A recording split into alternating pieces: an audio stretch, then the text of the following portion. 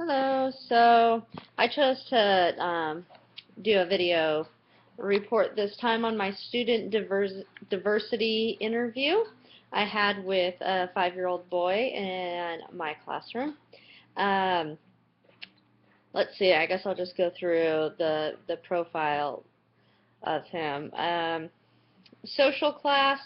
I was unable to find out what their annual salary was of the family, but both parents have their PhDs, um, and I'm able to assume that they drive very nice cars and are both practicing doctors that pay upwards of $12,000 a year for their child's education. So that should put them into the upper class of the top 5% class. Um, as far as their ethnic group and race go, I think I'm getting this right from our text. It was a little hard for me to understand. Um, but I believe their race is Asian because that's referring to the skin color. Um, and their ethnic group is Indian American. The dad is Indian. The mom is American from Colorado.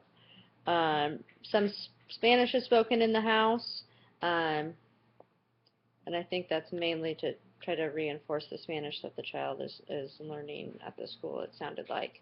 All of that information I obtained from, I had actually had a parent-teacher conference with this family today. Um, the family description, there's the mom, who is a pediatrician, part-time, spends the other part of the time with their 2-year-old daughter, and who is at home part of the time and at daycare the other part of the time. The father is a neurologist at the Children's Hospital in Little Rock. Um, Grandparents live in Colorado and visit occasionally. And the responsibilities of the child, I obtained this information from just talking with him. He said his responsibilities around the house is feeding the dog and to clean his room. So he does have some responsibilities at home. Um, Disabled or non-disabled. He is non-disabled. All that information our school provides us at the beginning of the year. We have an interventionist that handles all any kids with special needs in the school and brings to us a list of anyone that's needing any accommodations within the classroom, and his records do not show anything. Um, Religion, um, the family does not identify with any specific religion, but they choose to send their child. Our school is an Episcopalian school that they chose to send their child to for education reasons. Um, Regions, they live in the South, as is probably most of the kids do that we probably all were interviewing. And this affects them mainly as far as what I can get from the text, um, because of the that funding from state to state and region to region vary greatly. Let's see if I can. My page turned on me. Um, but our text says that on page 74 that often children from low-income families are placed at risk for school failure by characteristics of the communities that they live in and the schools that they attend. For example, school funding in most areas of the United States is correlated with social class. Middle-class children are likely to attend school with greater resources, better paid, and therefore better qualified teachers and other advantages. Um, on top of these differences, schools serving low-income neighborhoods that have to spend much more on security, on services for children having difficulties, and on many other needs, leaving even less for regular education. So I didn't I don't remember reading a whole lot in our text about specifically the region, but I know that like schools down in Southern California that have a high Hispanic population, that are low income, are going to spend more money on, you know, special services for those children and less money on being able to educate just the general population, like our text was saying. um, his gender is male. I didn't think that there was really any documentation needed to show that.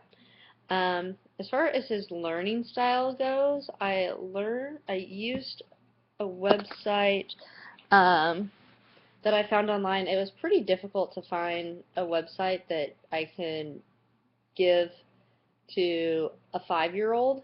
And I ended up finding one that was okay. It was called educationplanner.org, um, and had to adapt the questions a little bit so he understood what they were talking about. And his answers seemed to be um, pretty appropriate for what I thought he would have said for the answers, as well as I know him at this point in the year, the types of questions, and it seemed to be the best, um, the easiest with the most appropriate questions that I could find on the internet was this educationplanner.org for a 5-year-old. It said that he was a tactile learner, which is pretty appropriate. I thought that's what I thought he would have been as well. Um, and this basically means that he would learn, he'll learn better when he can be actively involved in the learning process by doing something. Um, he is hands-on and will learn better when he can touch, build, draw, and move things. So activities like projects, acting out stories, tracing with his fingers, and using computers to do the work will work well with his learning style. Um, and that I also need to remember to give him frequent breaks, but that kind of goes along with every other single kindergartner in my class.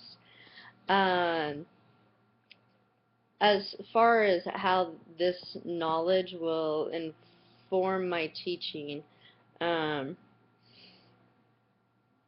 I've got there, let me see if I can find the page. On page 88, where it talks about the Common Core and 21st century learning, it says making students aware of geography and cultures throughout the world has always been important, but in the 21st century it is also crucial for students to begin to understand the perspectives of people in other countries. Then it goes on to say global awareness can help North American students see each other in ways to see differences among us, among us as just part of the astonishing differences and equally astonishing similarities among people and families across the globe. Knowing about the world and feeling responsible for the positive development of people can help students accept each other and value diversity in all of its forms. I think this is something that I try to reinforce a lot within my kindergarten classroom. Um, this little boy, having an Indian American background at my school, he is one of the 2 students in my class that aren't just Caucasian children.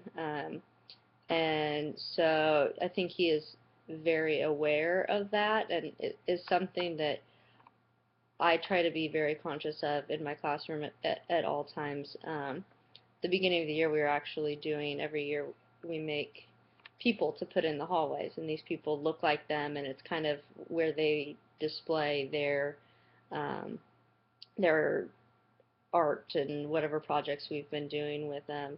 And these people we have heads for them that come in packages, and they have all different colors of heads on them. And at the beginning of the school year, he had said we were going around trying to figure out the different colors of heads that we were going to give these people, because there's anything from really light peach to dark, dark black heads that come in this package. And he wanted the really light peach one like all of the rest of the kids in the class had. And so felt like that was a very, it was one of those teachable moments that I could look at the classroom and go, okay, well, this is your skin color, and your skin color is beautiful, and there's white kids in our class that have really light skin, and there's kids in our class that have tan skin, and there's, your skin is a little bit tanner, and there's a kid in our class that has even darker skin. And so being able to recognize those differences and see those, and let those kids know that it's it's important, but that it's, not something that they should be self-conscious about. Um, so I think that that's one really important thing, that this information that we have learned here, um, about him, is just important to be able to recognize those differences within our classroom, and that not all of these kids are the same or from the same backgrounds. And, although a lot of them are upper class children from um, families that have a lot of money, and most of them are white, that they all still have very different backgrounds. Um, and I think one of the another really important thing that I got from this information was his learning style. Um, when he took the test, it said that he was mostly a tactile learner, but that also he was 35% visual and 15% auditory. Um, and so this information just helps me to remember that I can't just teach in one way, that these kids require different learning styles, and that it's really important um, to accommodate each one of these different learning styles. Um, on page on page 93, Gardner's theory of multiple intelligences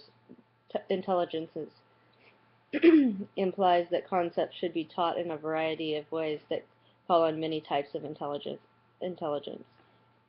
Key lessons will contain parts that correspond to all types of intelligence, but key recommendations of multiple intelligence theory for the classroom is to include a variety of presentation modes in each lesson to expand the number of students who are likely to succeed. So while this student is a tactile learner, there's also many different ways in which he can learn, and many different ways in which all of those, all of the students in my classroom can learn and are better at learning in some ways than others. So I think that's it. Thanks for talking with me.